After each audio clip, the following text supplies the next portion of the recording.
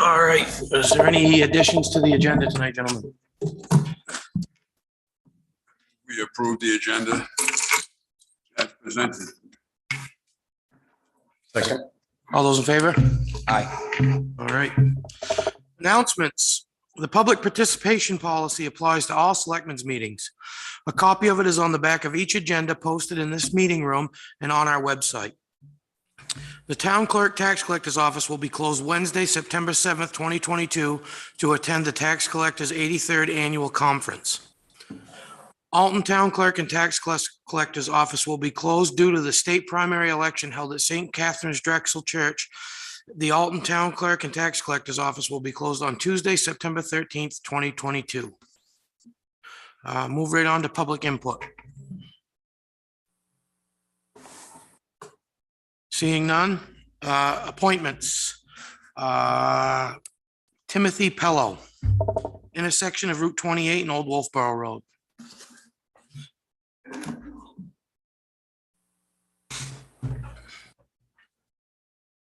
How you doing? I'm Tim Pello. I live at 76 Old Wolfboro Road, the intersection of Route 28 North. I think anybody that's been here for quite a while, you see how many accidents there are, and it's gotten worse steadily as time goes on. I went to District 3. They referred me to DOT traffic standards. They'd sent me back and said you got to get town support.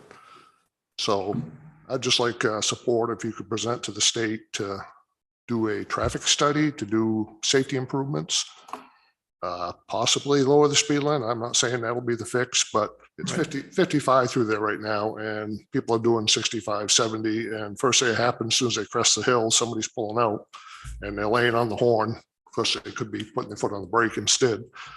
But I've even noticed over the last couple of weeks that the fire department trying to go on a call, red lights going, horns blaring, and they can't get out. They're stuck and cars are still flying down through.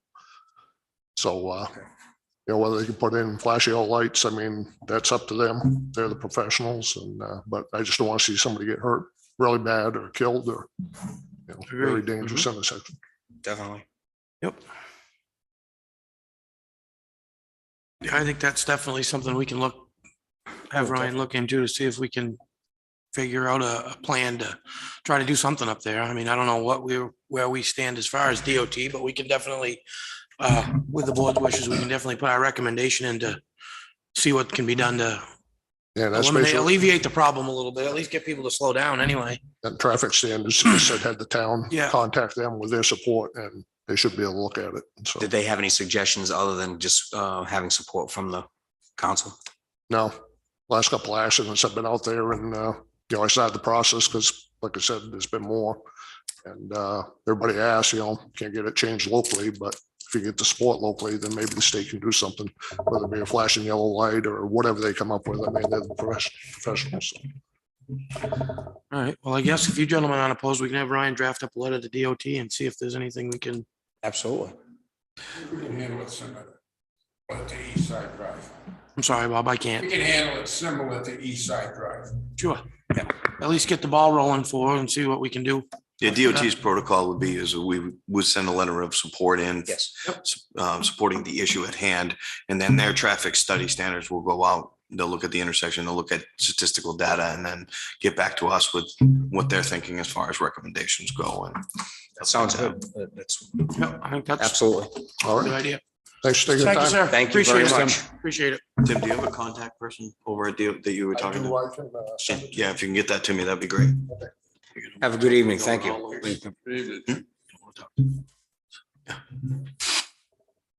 All right, John Corinne, Sandy Point Waterline Extension.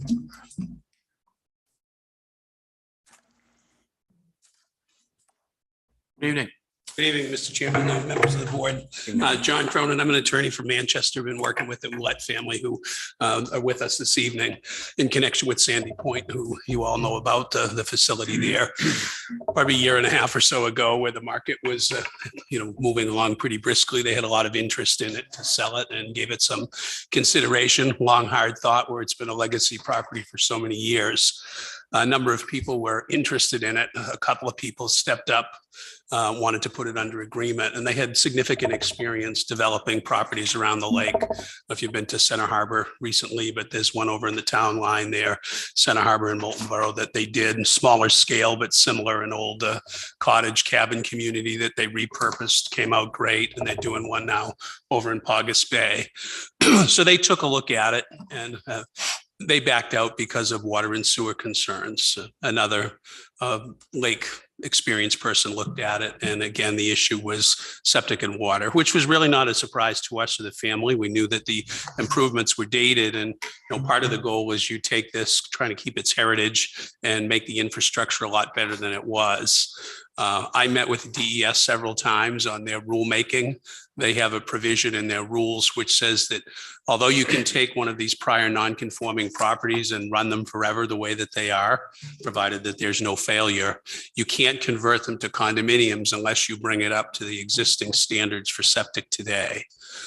We had some septic designers and engineers look at it, and based on the land size and the level of improvements, that's an impossibility. So we worked with DES, we drafted some legislation, sent it up to the House and the Senate. They looked at it, said, okay, we're going to table it because DES is not crazy about it and they want to do some rulemaking. So DES has been working to try and change their rules to give some benefit to properties like this, because I think everyone sees if we can take an older property, make it nicer, improve the infrastructure and water quality, and generate a significant amount of taxes, it's a good thing. But how do we do it in a uniform way so we don't create a whole host of unanticipated consequences or a lot of things that they didn't want to get into? So right now, what they're talking about is something on the line. If you reduce your density by a certain percentage, and although it's not cast in stone, but we're talking about if you reduce it by 25%, they would allow you to put in new septics as long as it was 75% compliant with new regulations, which would be kind of a win-win. Certainly you get a much better infrastructure, you'd be able to repurpose it, and you'd reduce your density.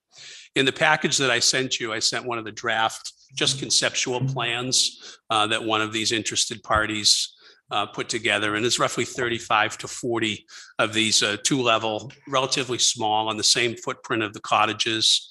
The vision would be that the restaurant would come down, some of those improvements up near the highway to give some more space and some more green area.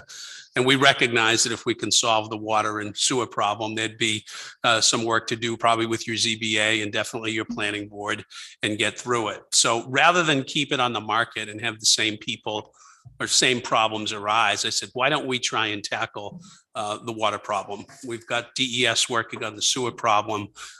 What's the water issue? And my understanding of it, and I'm not an engineer, is that the line now that goes up to Sandy Point and other areas up there is a seasonal water line. It shuts down. And if you have a seasonal water line, you're still going to have some wells in the radii, which make it hard for the septics. So the goal was, how can we go about getting a full-time water line? And that would that not only be a benefit to Sandy Point, but to the people in that particular area? I know when we had Mr. Severino out there, and I think I sent you his estimate, there were some people that were doing work, I think, on houses that saw Severino, knew who he was, that he does a lot of this utility stuff. And I think they kind of were excited that maybe something was happening. And he said, no, I'm just doing some reconnaissance work here. But my understanding is some people may have an interest in getting year-round water along that path. So I believe Tom spoke with your director of Waterworks, who was extremely helpful to me. She helped me understand where the course was, what the difficulties were going along Route 11 and under the bridge. And I think she was the one that identified the hydrant on Spring Street as maybe the best place to go.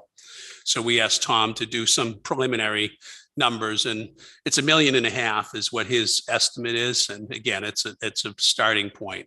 And I thought that I would see if I could come to talk to you folks and see if there is any way to try and do a public-private partnership type deal to get that water up there and use one of the many resources that we've used. One is 79E. I don't know if you've adopted that in town, but we've seen it where it basically says if you make substantial improvements to your property to increase the base, we're going to give you up to a 7-year ride. Doesn't have to be a full ride on your ad valorem taxes. But say, for example, the current improvements generate $30,000 in annual tax revenue. If the improvements are going to generate $300,000 a year for you, that's a $270,000 gain.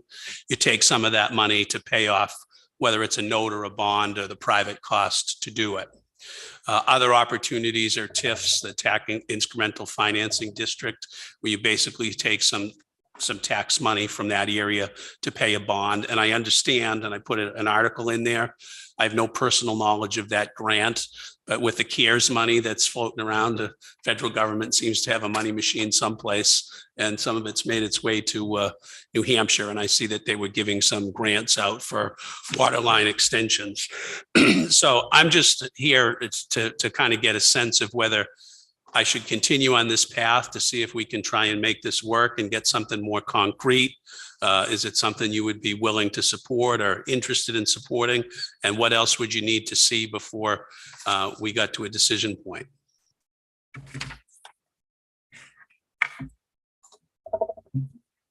Do we have, anybody have any comments on this?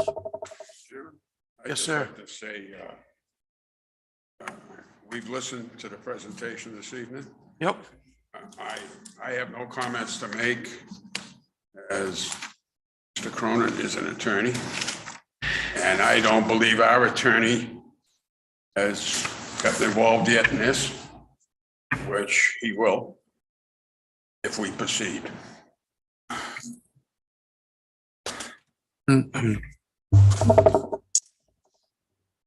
I'm on the fence with it as well, nothing to do with attorneys or anything, but I don't know if we're prepared to, as a town, to drop $1.5 million on a water line right now. And I'm not,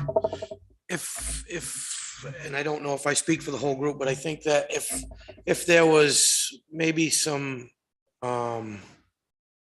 somebody was gonna come in and do this on their own I don't think I myself personally would have a problem with it, but I don't think us as a town are ready to spend $1.5 million around a water line up through there.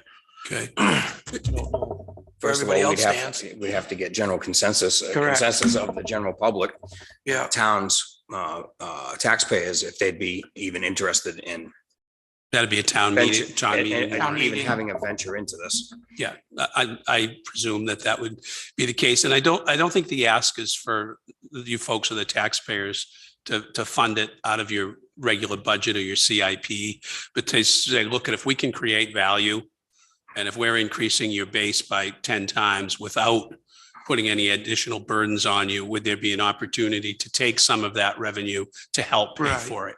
And I think it can be a whole host of things. I would expect whoever redevelops is going to take care of a piece of that. Also, maybe some impact fees and other things, and maybe connection fees to others that want to jump on. So I think it's a way, I know if I had an opportunity and had the resources to spend $1.5 million and I could get 300 grand a year as a return in perpetuity, that would be a pretty good investment.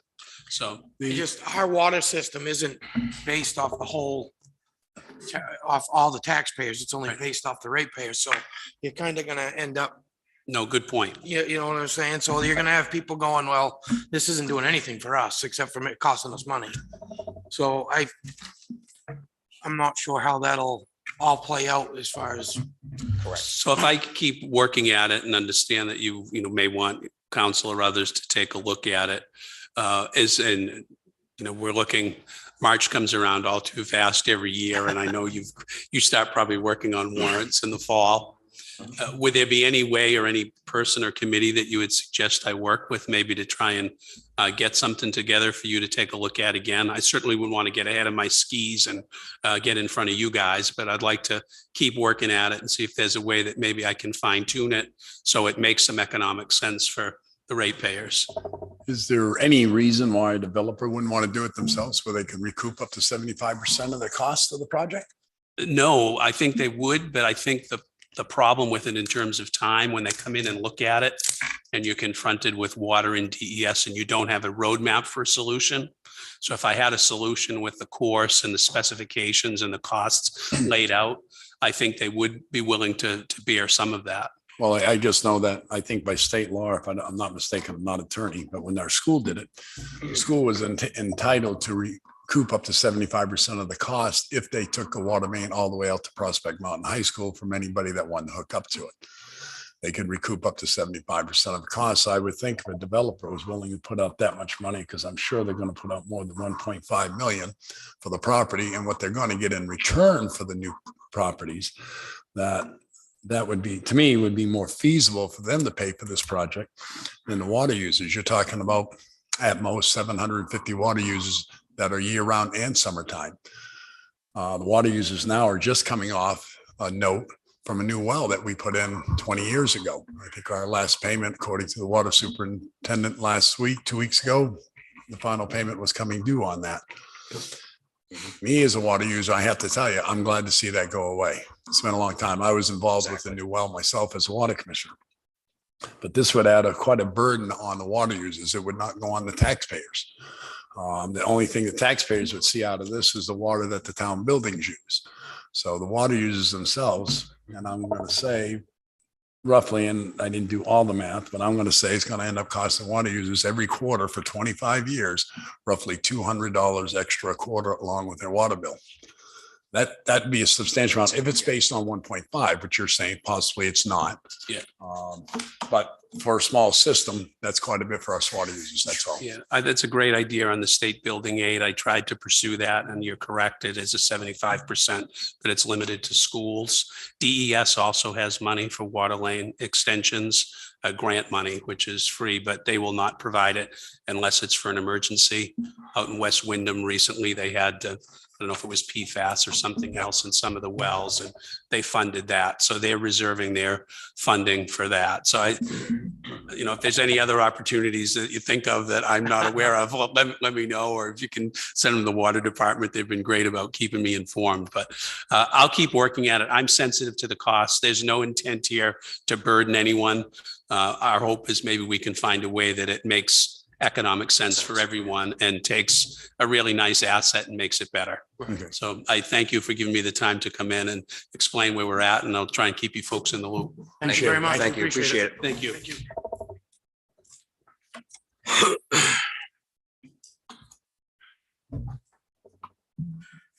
All right, new business, Water Bandstand Committee, water ski show requests.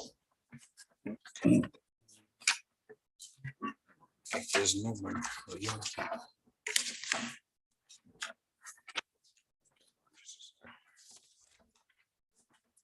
Chairman, there's a memo in here from the Water Bandstand Committee regarding their water ski show they've been conducting, and they had some requests. These, my understanding from what I see here, these are things that have been done in the past, pretty standard as far as to prepare for the show.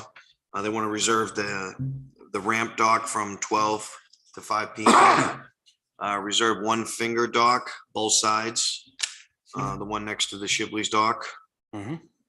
Reserve 2 parking spaces to the right of the ramp, and to reserve 4 parking spaces in front of the community. It says community house, but I think they meant community center. This is the same as it's been for the past few years. It's the same request. Mr. Chairman, Has that addition down here, the signs? There's 2 signs that, if I may speak, Oh, there's yes. 2 signs that are no trespassing signs that are on the water bandstand. You can't read them anymore. They're just whited out. So they really need to have either new lettering or new signs. So that's one of the requests to add on to that they just have worn out.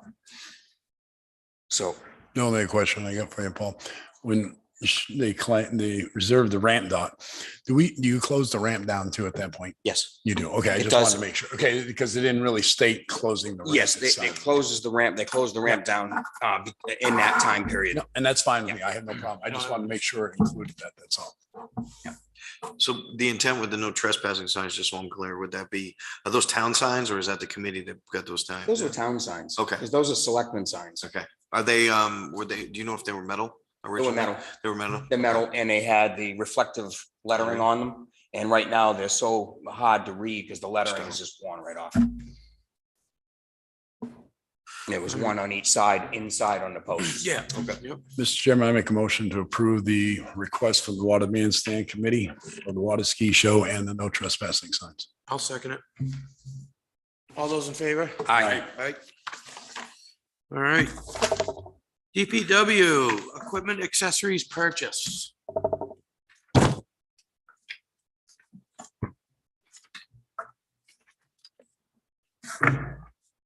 Evening, Scott. Good evening. Good evening. So this is part of, we actually will be taking delivery on Thursday of the 2022 Ford F-550, which was ordered. That is in at Grapponi's, just waiting for the finance office to process and get us a check for that. As you recall, we're trading in the 2010 550. And because they had ordered that 2022, we're actually going to be coming in under budget. So overall, we'll save about $8,000 as to what had been given to us for an original bid price.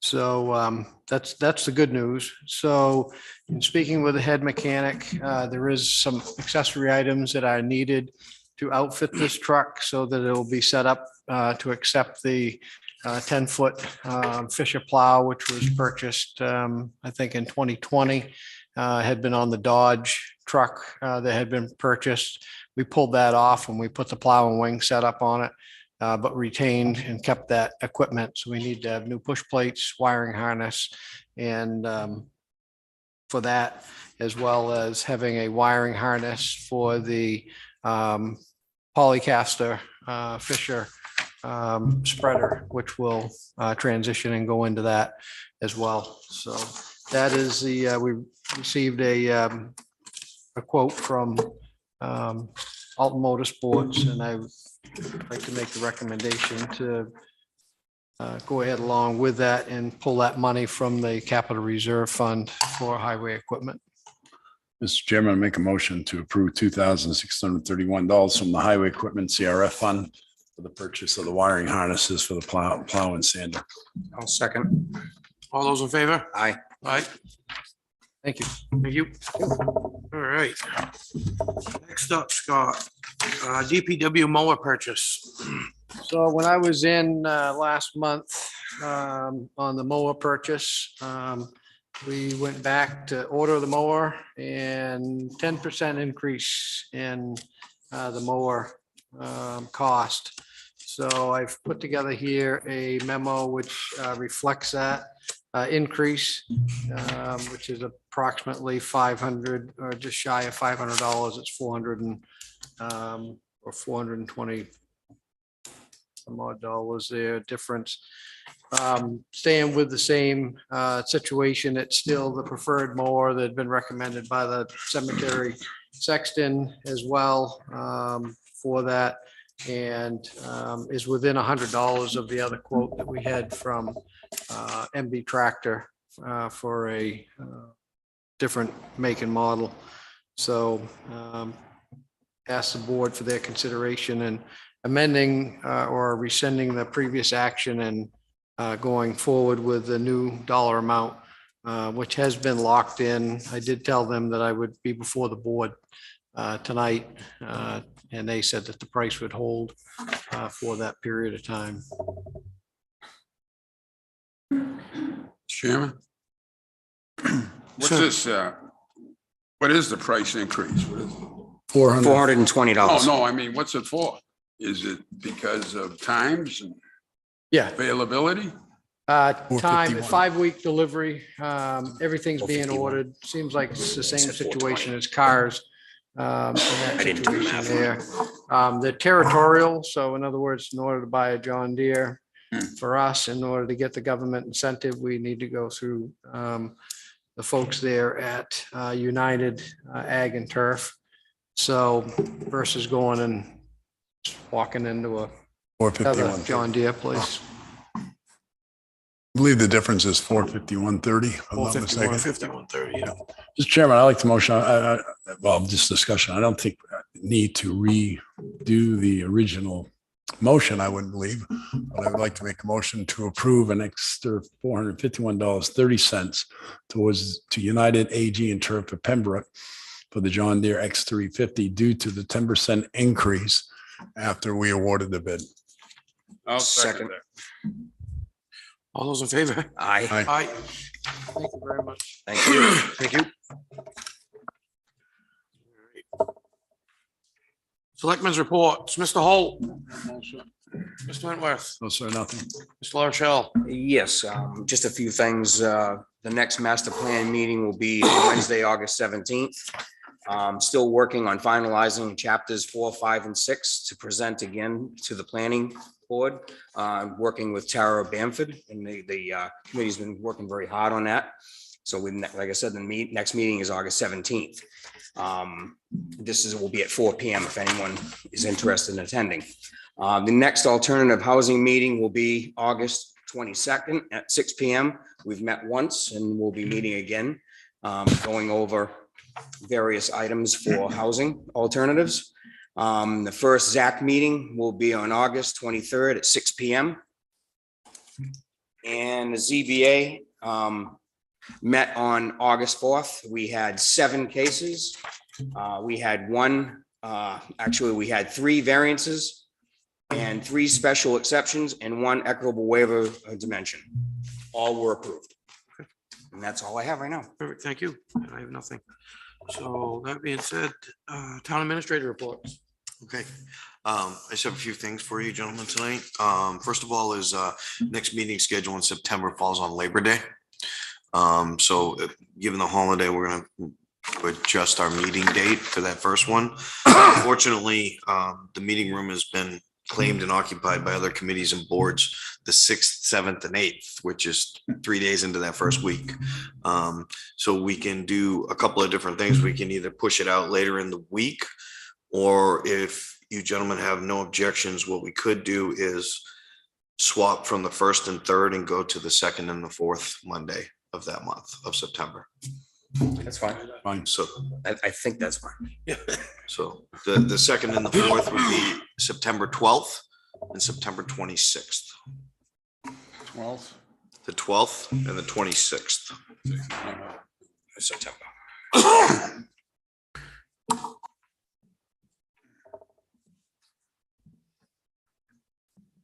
Okay, so we'll plan on that. And then the other question would be, the last conversation we had with the board about possibly trying a joint meeting with the budget committee. Is it something that you folks would want to do on a work session on the 21st, which would be the off week in between that Wednesday? That seemed to work for you? Okay. Have you run that by the budget committee yet? I have, and they're interested in doing the same as well. Really, it's going to be a matter of if we can get the date. So I'll get up with them with this first date and See what happens. talk about the structure of the meeting and everything and see how that flows with everything. But they were interested in doing the same thing too, so. Right. So that's all I have on meeting dates. The only other thing I wanted to talk about briefly and just bring up is I sent you, I sent an email out just advising about the IT manager doing some of the alarm work because I wasn't able to get the alarm company in. I wanted to talk about that formally in the spirit of transparency too for the general public. So the alarm company that we normally contracted and use for all of the alarms with the construction that's going on, they were booking out 2 to 3 weeks for service calls. So I haven't been able to meet up with them. In the interim, Josh's private company was able to provide the services on a temporary basis right now. We may encounter other issues with the alarm wiring. I think we have most of it taken care of right now. It's just going to be a matter of putting it back up. And we were able to also, because of his unique position and knowledge of the building, we were also able to strip out quite a bit of irrelevant wiring over the years that have still been running through the walls and ceiling and the conduit. So, but But like I said, I just wanted, in the spirit of transparency, I wanted to bring that up, talk to you folks about it. The intention would be if I needed to use the services again on a weekend, providing the board doesn't have any problems with it, it would be on a limited basis and, below any levels of bidding cost or anything like that. So. No problem. And he's okay with that and doing it, he's offering. the service. Yes, absolutely.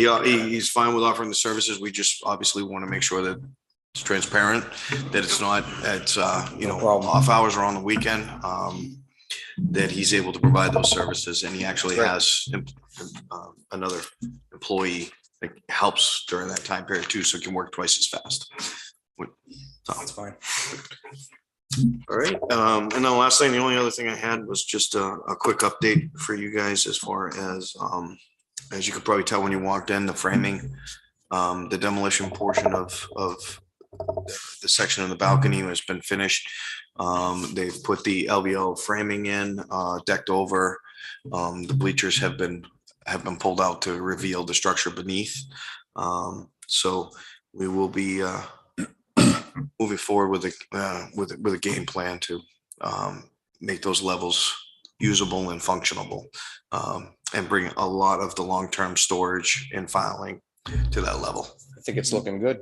I have gone up there and taken a look at it, and the LVLs look good. I'm glad to see that the railing was preserved, and I think it's coming along fine. Great. And as far as the HVAC system goes, the boilers, the 3 wall hung boilers have all been installed. The manifolds are up. All the steam boiler had been dismantled and removed, and the steam piping and everything has been removed as well at the basement level. And just continue. And the current mini split systems are going to stay until everything else is bringing up online. Yes. Is that Yep, correct? the plan is that he's going to do it stage by stage. When he can implement at least heat and AC with the ductwork, then he will remove those units on that level before he moves to the next level, make sure it's complete. And then those mini splits that are functional that come out will be put out to the other department heads in their buildings to be reutilized and repurposed. Thank you. So that's all I have, Mr. Chairman. Approval of minutes, August 1st, 2022, public session. So moved, Mr. Chairman.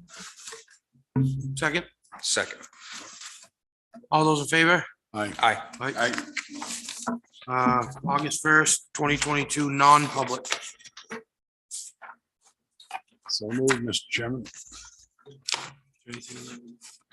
I think I think we released one. Yeah. Keep everything else stable. Okay.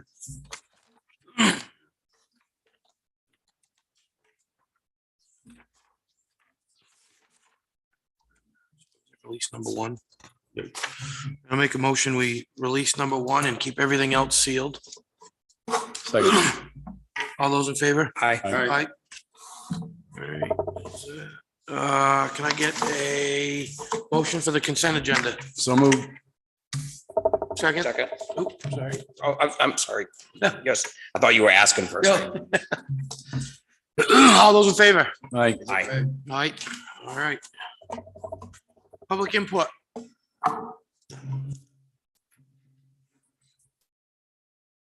Evening, gentlemen. Hi, Kelly. So sometimes I'm really on, sometimes I'm a babbling fool. That's what I was last time I was here. So I apologize. I still didn't bullet point any of my thoughts. I'm still going to go off the top of my head.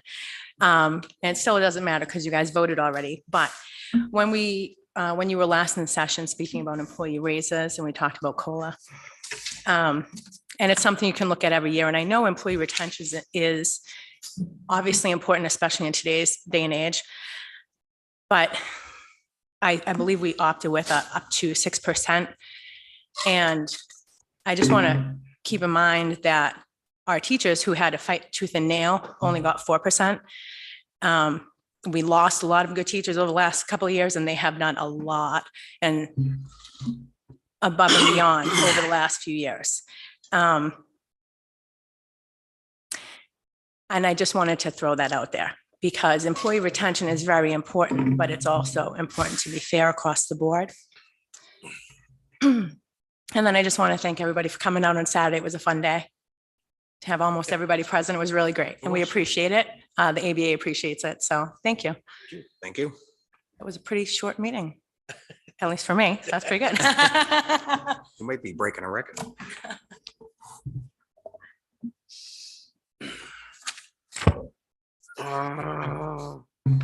Seeing no other public input, I will take a motion to go into non-public session. So move, Mr. Chairman. Roll call, Mr. Holt. Oh, you gotta do it under RSA. Oh, I'm sorry. The list. Yeah, I'm sorry. RSA, yeah. 91A. Huh? All right, I make a motion to enter into a non-public meeting per RSA 91A:32 under D, letter D. Second. All those in favor? All right. Aye. Thank you, Scott. Did you see my, In the work. Huh? It did work?